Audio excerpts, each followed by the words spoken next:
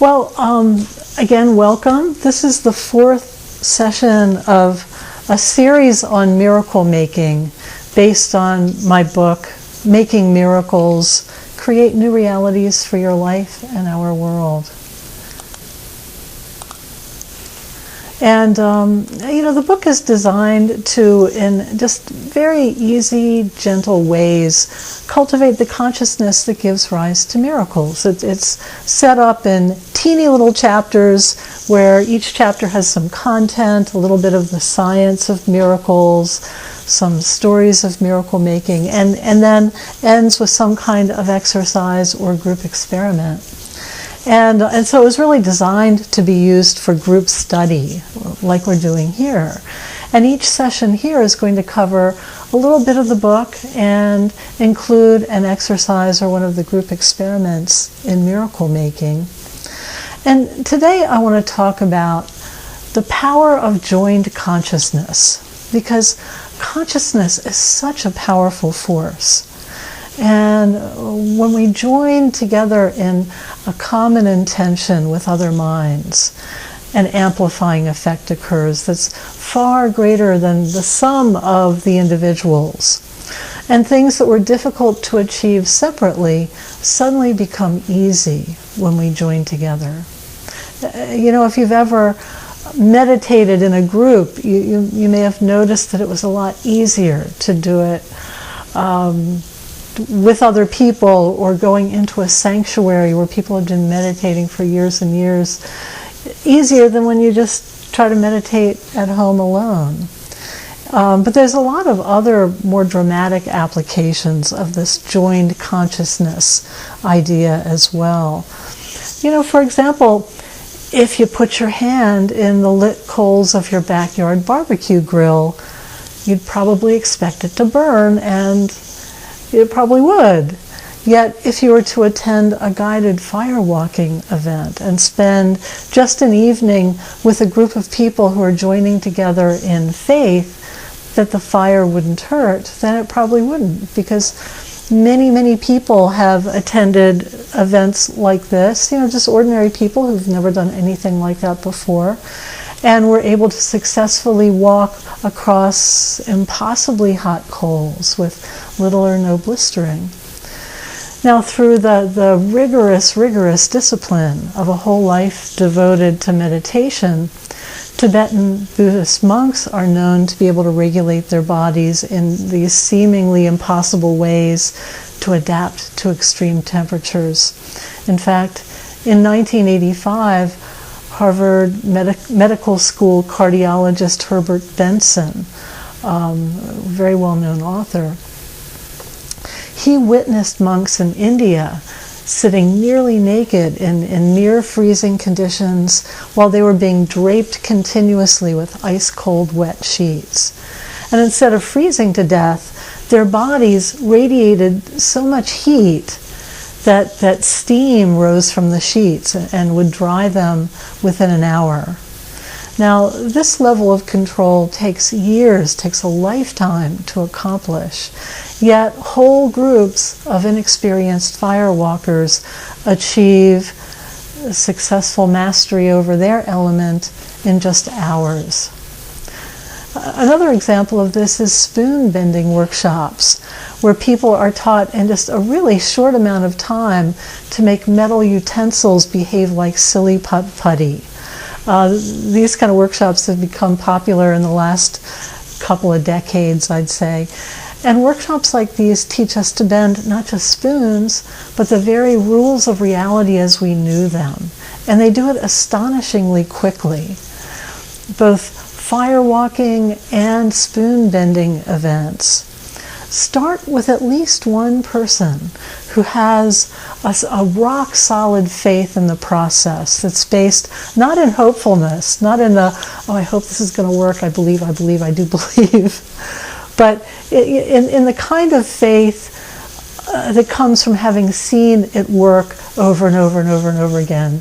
It's like, I don't have faith that my car runs. I couldn't tell you how it runs. I just know it does. I get in the car, I turn the key, it runs. That kind of faith is what is what really lights the faith of other people. And because faith is highly contagious, and one person with that kind of powerful faith really can lift a whole group into that place of faith.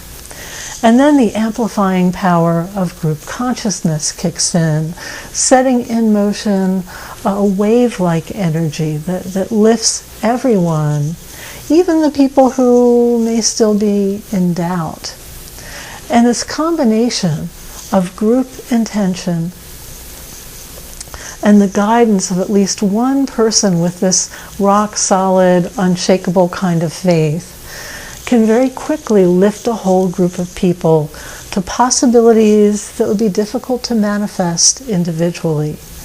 I've seen this dynamic produce amazing results countless times in my own group experiments. I remember one woman came to just a 3-hour event, and she left feeling like things were kind of buzzing, and her intention was to finish and have time and energy and money to work on a book that she was in the process of writing. And she said after she left she felt all abuzz. But then several days later a relative called her and said that she had won the lottery and wanted to share it with her, the woman writing the book. And so all of a sudden she had manifested all this money, and she was able to quit her job and work full-time on the book and really fast-track her intention. I see stuff like this happening all the time. And personally, when I work with this kind of group intention and amplified power of joined consciousness, I like to come away with something more exciting than a bent spoon or blister-free feet. So we're going to do an experiment here. And for this experiment, we'll set the intention that something miraculous comes this week for all of us here. Those of us listening now and those of us who are going to participate in this experiment via the recording. So as we enter this experiment, I have that confident faith of someone who's just seen miracles happen for many people in many groups again and again and again. I don't have to hope it works. I've just seen it work enough times that I have a certainty about it. Not a hopefulness about it, but a real certainty about it. And I can lend my faith to you. I have so much confidence that we will create miracles together, that it's not even necessary for you to have absolute faith in yourself. All that's needed is your willingness to open your mind. Jesus said, it only takes a mustard seed's worth of faith to move a mountain. And you don't need to be a Christian to recognize that Jesus was a master metaphysician, and he knew a great deal about spiritual law. Now we also have the amplifying power of many, many minds in all of you, not just people who are here on this webinar today, but all the people who've worked with this experiment in my book, because in my book I invite all readers to join together in consciousness with all other readers, past, present, and future, because as we touch upon other parts of this program, time is very fluid and illusionary, and consciousness can join outside of time. So we have the amplifying power of everyone who's ever done this experiment, whether it's through a recorded version, a live version like this, or through the written page. So, in other words, you don't have to worry about dispelling all doubt. Instead, just give attention to your little mustard seed's worth of faith. That's all it takes. And your imagination can help you with this. If you don't quite believe it's possible, maybe you believe it's possible for somebody else but not for you, you don't have to believe. Just imagine what it might feel like if you did have total faith, what would that feel like? Imagination can take us places that we've never been in real life experience. You might even imagine what it would feel like to be someone you know or you know of whose faith is greater than yours. You can imagine what it might feel like to be me, who's seen this kind of process work miracles for many, many people. As you step out of yourself in this way and to see through new eyes, you will tap into a bigger experience of faith. And even a moment of faith is a very powerful force.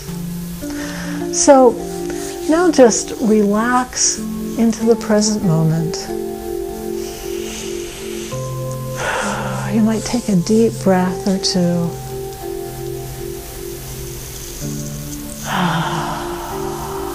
Inhale deeply.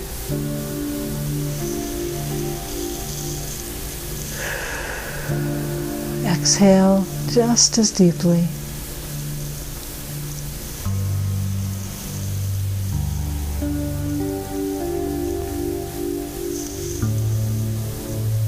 And just imagine how it would feel to be absolutely certain that something wonderful is about to happen. You don't know what, but you know it's going to be great. Just let an experience of excitement to start to build palpably in your body. And already we've started a wave of faith. And now we're going to add the amplifying power of many minds together. So just take another deep breath and relax a little more.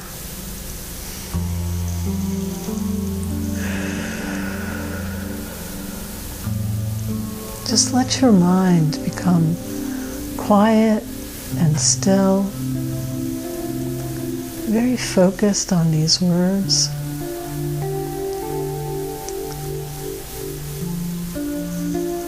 And let the solid, predictable nature of reality as you have always known it soften a bit, allowing you to form an invisible link outside of time and space to many, many, many minds, thousands and thousands and thousands of minds who, just like you, are reading these words or listening to these words or somehow experiencing this experiment.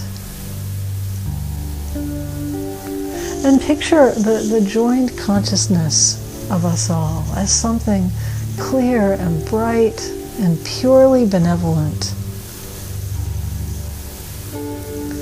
Though you'll never know all of these others in a personal way, you may never know any of them. But let them start to feel like friends. Just picture this network in whatever way feels most supportive and vivid and powerful. Imagine that each person in this pool of consciousness is contributing something uniquely beautiful, uniquely their own to the whole. And add your own energy to it in any way your imagination suggests. You might aim a beam of light from your heart or your head or your hands, aiming it into a collective body of light and see it grow brighter and brighter. Feel your heart opening and caring and send a wave of love to this whole group of invisible helper friends. Send to each one, sight unseen, send to each one the energy of your own excitement and anticipation, your own sense that something wonderful is starting to happen. Send this to everybody. And imagine us all joining in the common intention that many of us reading these words, even all of us, are going to experience miracles of all sorts.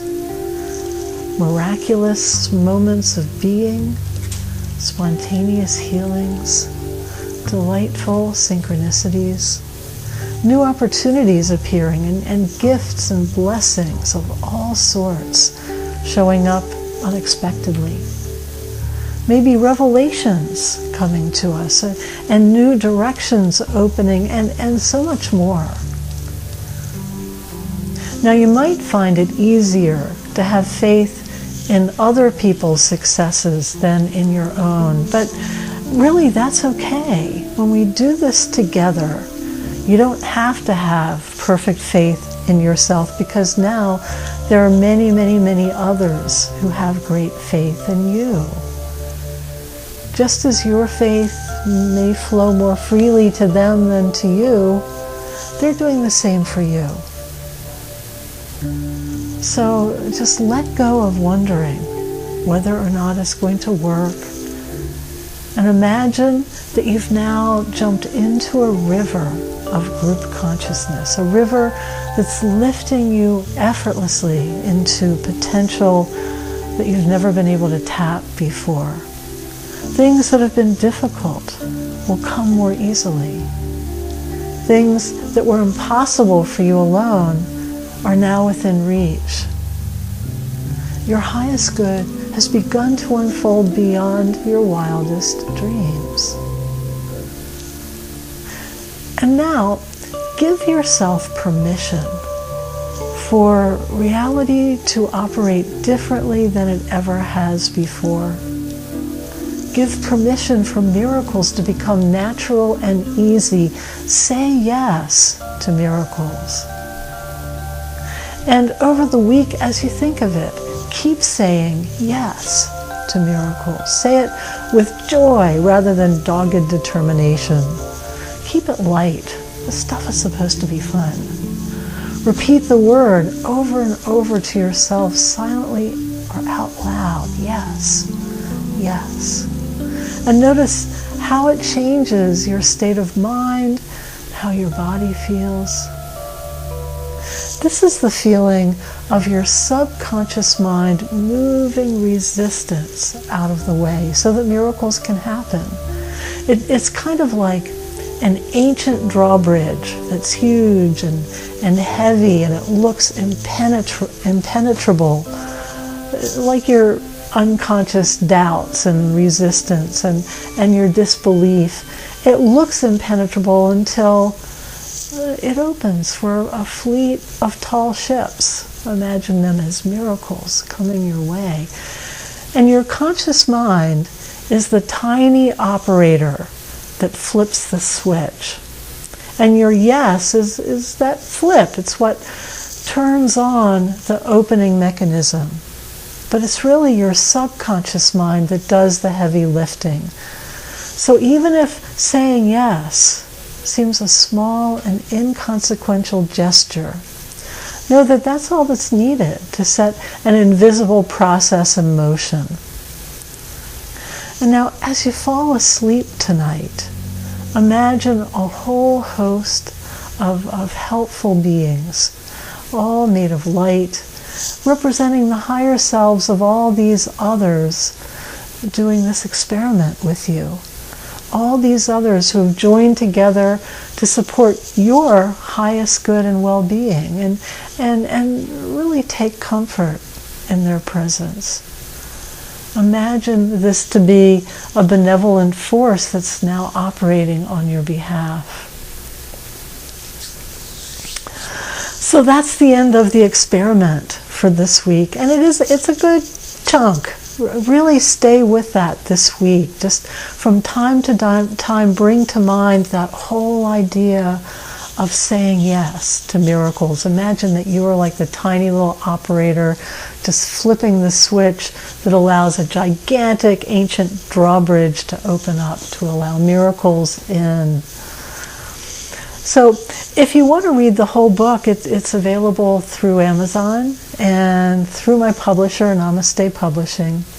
Now this book study is going to continue for 4 more weeks, and new people can join in at any time. You can also check out the other things I have going on online. I do a lot of other programs online. And the next major program I have coming up is my year-long Miracles course. That only accepts students once every 3 months. It starts at the beginning of each season. The summer session starts June 1st, and it's all about receiving the abundance of life, and it addresses issues such as manifesting dreams and opening to receive and releasing scarcity and letting life be easy instead of a struggle, and a whole lot more. The program involves weekly live classes with me and one-on-one assistance from 3 faculty members, and a lot of written material. There's 48 lessons over the course of a year, and each lesson is a big written chapter, basically. And the course just provides this very gentle, persistent nudge in the direction of your highest good, so that you just start to see life changing in ways that feel easy and natural. And for anyone who is wanting it, it can lead to ordination for, if you want that credentialing. Now, the first live class of the summer quarter is free for anyone who'd like to audit it. And if you'd like to check that out, you can register for it on my website, which is lynnwoodland.com. And I'm going to unmute everybody now.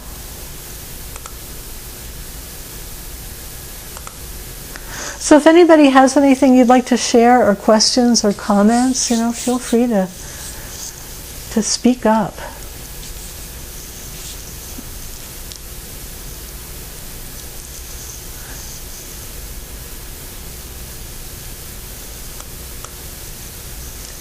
Anything left before we finish tonight?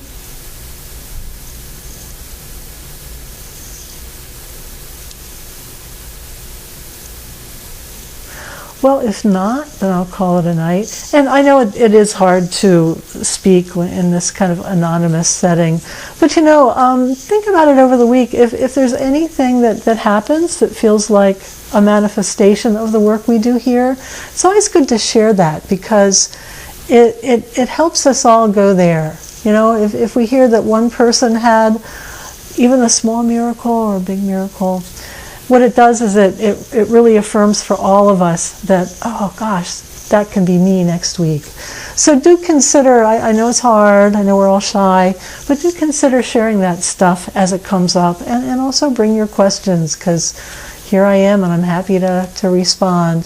So anything left before we say goodnight?